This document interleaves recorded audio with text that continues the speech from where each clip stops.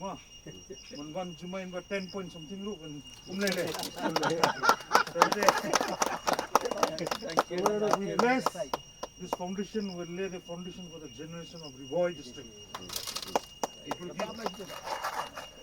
give peace, prosperity, and development for all the faith. Thank you. Thank you.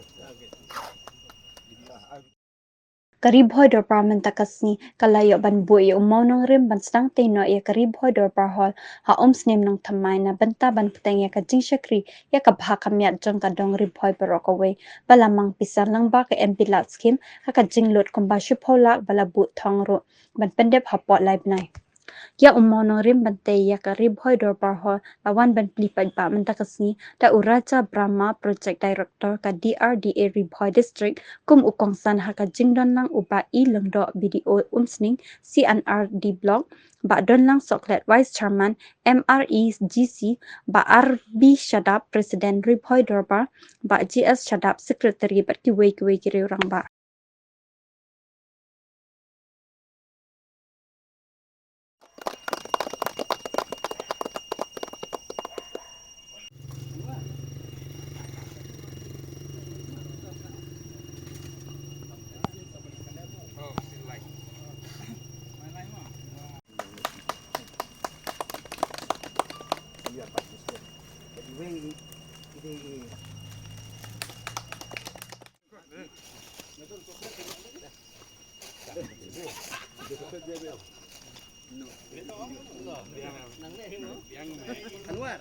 Nado bolong video uba sadap lawan mo rawang ngala ada bio taka sanction Sir Dr.